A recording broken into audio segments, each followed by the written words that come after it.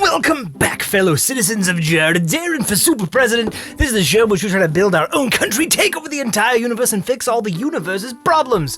Welcome back. I was gone for 2 weeks and 1 day, like the Grinch's heart, plus 3 sizes or something. I know I came back a little bit of a day late, so here is our wonderful Kiva thing we're doing today. Whenever I upload an episode late, I must donate to Kiva. And so we did, and so we shall. But what topic should we really talk about today? What about the topic of names, nomers, nom-noms, things that people call you and you call yourself? You see, some things have normal names, and sometimes people call you a name and you don't like it, so you make up your own name or change your name, which is totally normal and fine. Or sometimes, some places, things, have bizarre names with weird backstories, things that you may not have ever even expected. Now you see, the first name we'll be talking about is the name of a galaxy, the Porpoise Galaxy. Now what purpose could that possibly serve? You see, the porpoise is another name for dolphin-like creatures. That's the scientific wording of it. Don't call me out. Anyway, it's because this galaxy looks very much like a dolphin, like actually like a dolphin. I'm actually kind of impressed by how dolphin-like this galaxy is. Now, as we cross through our thing of weird names, we come to the even more BuzzFeedy, super long name place in the continental United States. Lake Chargogagog Manchagogachabunagunggamug. I tried. Don't judge me too much. In central Massachusetts, another place people find a little hard to say, and they also have this fire department badge that I find wonderfully close to completing the circle. Now, when you start diving deeper into names, you get to the bizarrity of going into country name. Why are countries named the way they are? Have you ever gone down the list of United Nations member states? No? Not a hobby most people entertain? I'm not most people. You see, if you go to the United Nations, you will find several very odd things. The first interesting fact I have is about the Vatican. It's not actually the Vatican, which is in the United Nations. No, if you look it up, they call it the Holy See. Now you might be wondering, what is the Holy Seat? It's kind of an old-timey word based on light research, so don't judge me if this is wrong, of like seat.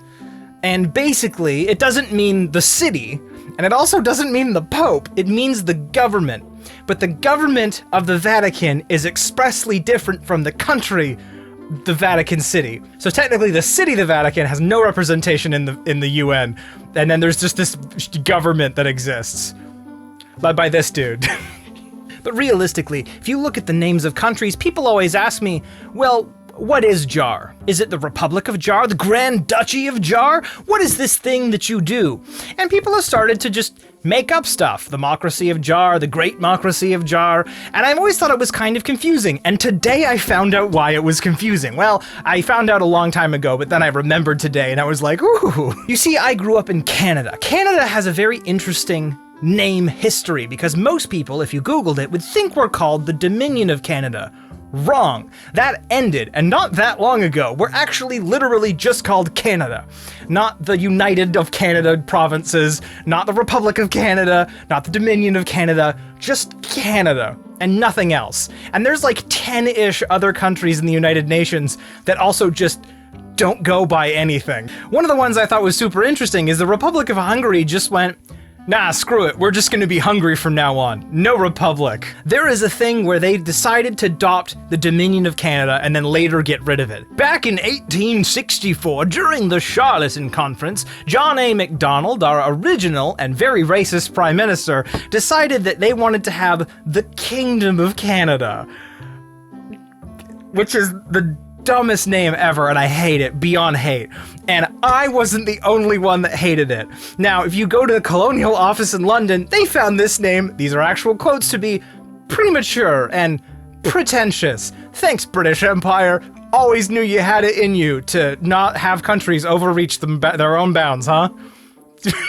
So they eventually just settled on Dominion, which means like subject of the Queen of Britain. Very British thing to do if you think about it. And so later on, So that was like a thing. We were the Dominion of Canada for like a really long time. So 1953, Elizabeth got rid of Dominion out of her official title. 1982, Canada changed it to only refer to Canada. Back in 1867, some old Canadian document said, the B&A Act for those who care, unless it is otherwise expressed or implied, the name Canada shall be taken to mean Canada as constituted under this act. And as of basically the 60s and the 80s, it just stopped happening. It's not on our money anymore, it's gone. We have settled on just Canada. We're like Cher, we have one name. And so does JAR, I love it. They have this wonderful country and they assume it means something more official. But you see, I'm far too much of a contrarian to put proper thought into anything. That would be far too convenient for many people watching. So it is referred to only as JAR. No other official titles, none shall be spake.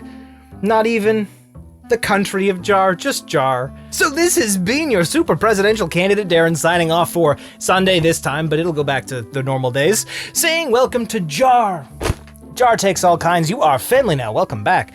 Don't forget to check down below in that description for links to fun things, and I will leave you, as always, in the viewer-submitted conlang for JAR, the viewer-submitted motto for JAR, which is Mam Donapamen Lem, Miu Donapamen, Ea Liita, Miu Mam Liita. We'll see you all tomorrow, because I was a day late. Usually it's a day separated. Anyway, see ya. And this episode has been brought to you by Luke and Rachel, two wonderful people, as they set sail on the fields of friendship. You can't boat in a field. What am I saying? Thank you.